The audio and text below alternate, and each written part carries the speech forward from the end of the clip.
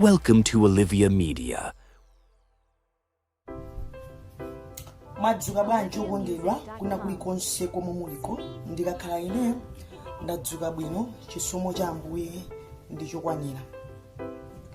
Okondedwa mumadziwa zoti ukakhala kuti ukunena chilungamo dziko lapansi limakuda chifukwa dziko lapansi mulibe chilungamo.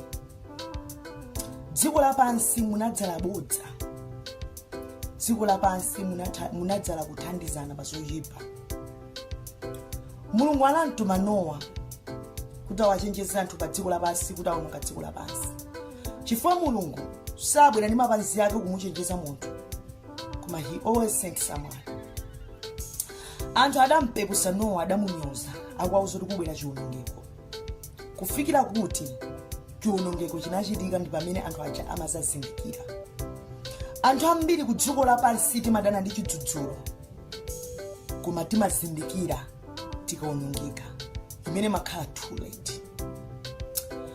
Ndili ndi uthenga umene uthenga usidufuna kuusunga koma kuunena. Chifukwa ndikausunga nane nkadzamwalira ndidzakafunsidwa kuti chifukwa chani sindinanena uthengawo.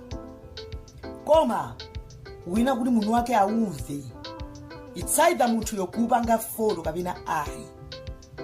Uthenga wanga ukupita kwa mama Jetu. Mama kuna kulikonse komwe muliko, ndikufuna wina wake aonese video imeneyi. Mama, siyani njira yakuchita iko imene mwayiyamba. It's too late for that. Dziko lapansi limapereka support pa zinthu zoyipa. Dziko lapansi limapereka support pa zinthu zakuchiwonongeko, koma pa zabwino silimapereka support. Eni limadana ndi anthu amene akuchita bwino pamoyo wawo, chifukwa amati akufuna dzioneka ngati iwo abwino. Ndikudziwa kunena mawu amene wawa, uthenga umene uwu, ambiri muweruza, ambiri munyoza, but I don't mind. Chifukwa amene mwandituma si inu, koma ndi Yehova. So mukaunyoza uthengawo simunanyoze ine, mwanyoza mwini uthenga amene wangu ndigwiritsa ine ntchito.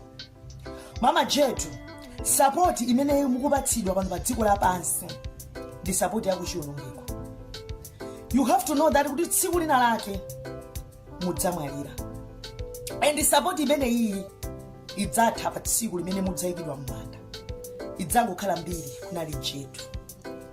Aliyense adzafa. Suti ndikati mudzamwalira which means ine ndi wamuyaya.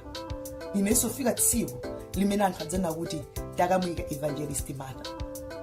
Mama, it's better kuti musiye njira imeneyo ndikuyenda ndi Yesu Khristu akhala mwini mpulumutsi wa moyo wanu.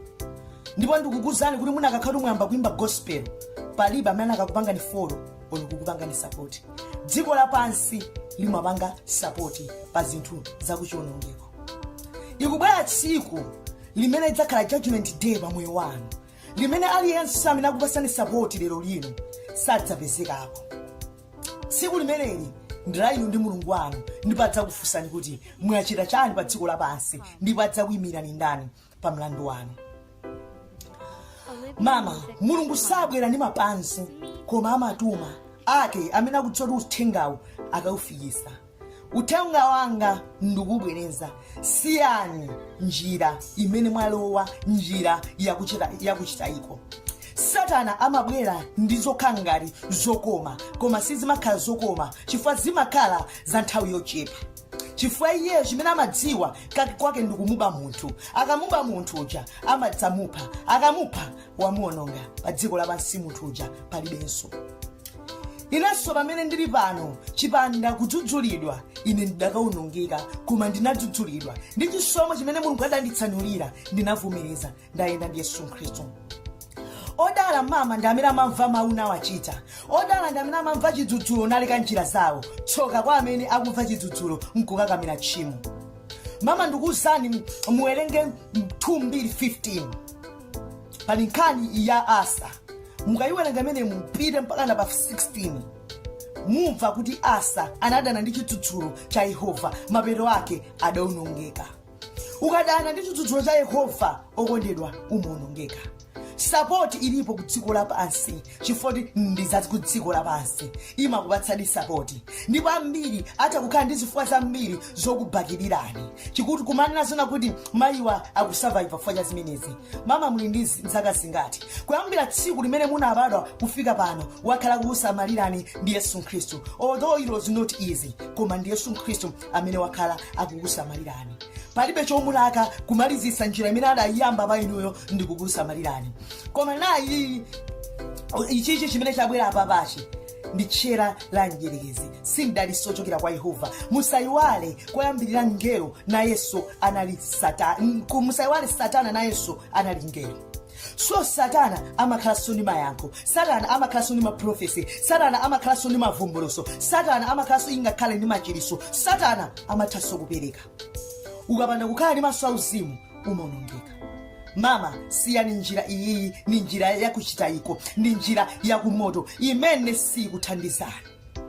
Support mukupatsidwayi mukupatsidwa support yakuchiwonongeko.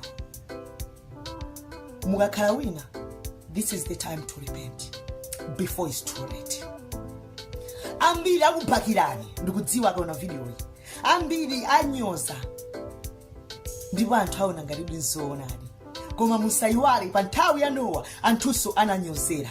Chidachitika nchani? Chidali chiwonongeko. Ukanyozera mawu a Mulungu okondedwa kumakhala chiwonongeko. Ndanena kale mupanga against message imeneyi, koma simupanga against ndi ine. Chifukwa kawiri anthu amene akumamuononga moto ndi amene akumpasa support. Mama, Jesus love you. Siyani njira imene ikutengerani kuchiwonongeko. Siyani njira imene ikutengerani kuimfa mwansanga. Siyani njira imene ikutengerani ku Gahena. Gahena ndi wake wa Satana ndi amithenga ake. Koma chifukwa Satana ali ndi phunzo mkati mwake, ali ndi kaduka mkati mwake, amatikola kuti nafenso tikapite kuchiwonongeko. This is the time. Musamvere masapoti amene mukuwaona.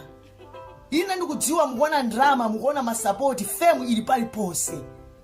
Koma izizi is too late. Ndi weapon imene Satana wayikonza kuti aununge moyo wanu. Iyi ndi weapon imene Satana wachikhazikitsa. Musalole Satana kukwaniritsa chofuna chake pa moyo wanu. Ine ndikudziwa mutati mwapaka kwiti zimene zimukha ngati ndi muzoba, koma si muzoba. Chifukwa moyo umene tili nawo pano ndi moyo wakudziko lapansi. Ukubwera moyo wina umene tidzafuna tikakhale kumwamba, koma that moyo it's not easy. Moyo umenewu ndoyenda ndi mtima, moyo umenewu ndoyenda ndi amoyo kuti ukakhale kumwamba.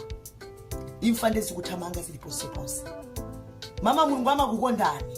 Siyani njira yachitayiko.